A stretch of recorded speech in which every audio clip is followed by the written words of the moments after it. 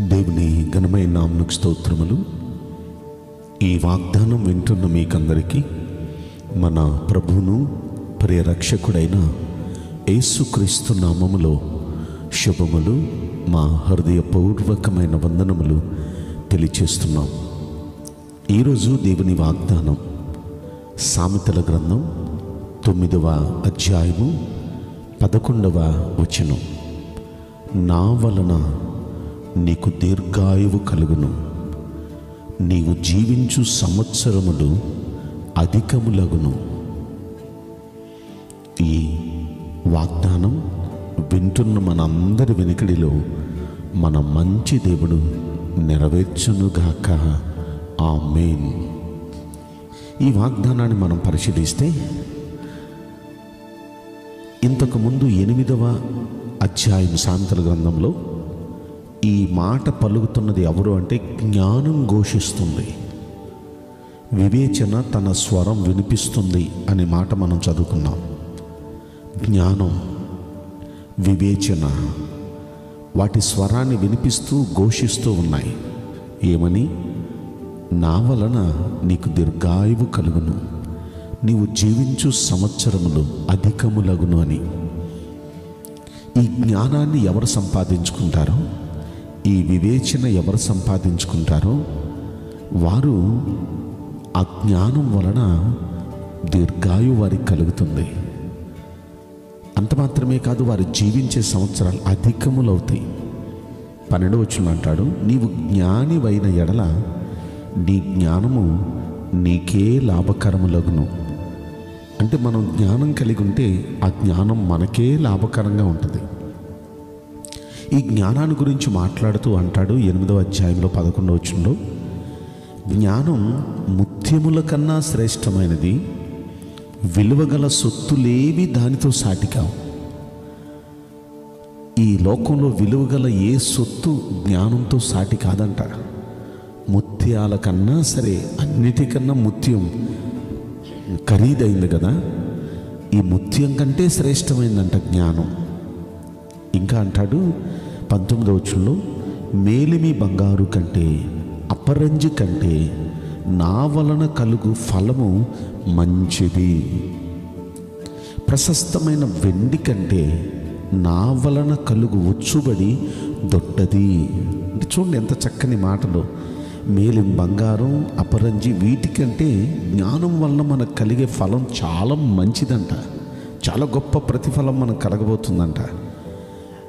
ప్రశస్తమైన వెండి కంటే ఈ జ్ఞానం వల్ల కలిగే ఆ లాభం చాలా దొడ్డదంట. ఇందుకేంటండి, ఈ జ్ఞానం వల్ల అంత గొప్పతనం ఉందా?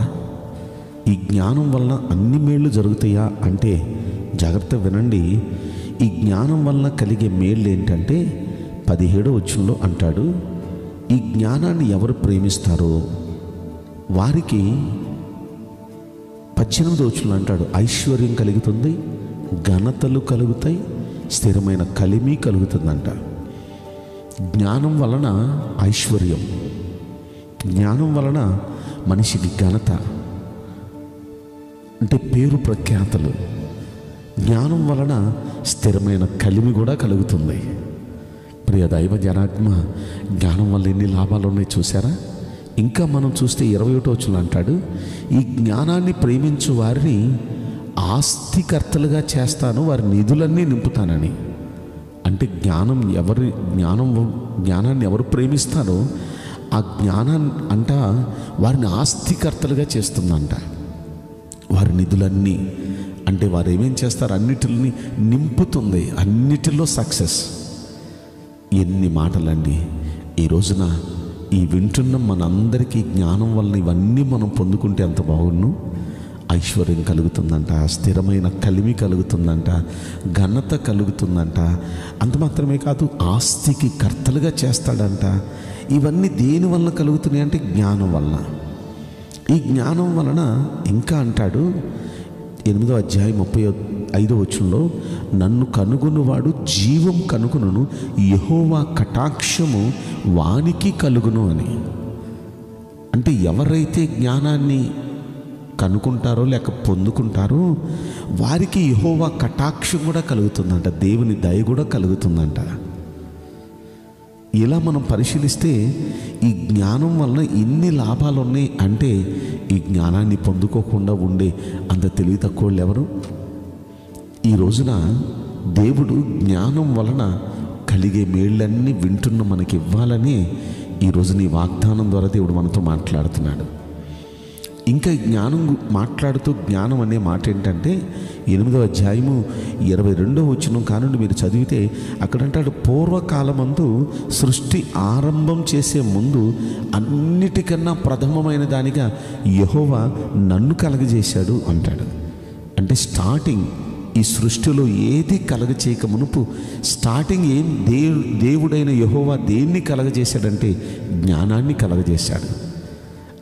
జ్ఞానం వలన ఆకాశాన్ని, ఆకాశంలో మనం చూస్తున్న సూర్యుడిని, చంద్రుడిని, నక్షత్రాలని, గోళాలన్నిటినీ, భూమిని, భూమి మీద మనం చూస్తున్న ఈ సకల జగత్తును, సముద్రాలను, నదులను, అలాగే ఈ భూమిలో ఏమేం చూస్తున్నావో వాటన్నిటినీ, ఈ భూమిలో బంగారాన్ని, వజ్రాల్ని, ఈ భూమిలో చూస్తున్న వాటన్నిటినీ, ఈ వనరులన్నిటినీ, వీటన్నిటినీ ఆ జ్ఞానం వల్లనే దేవుడు కలగజేశాడంట.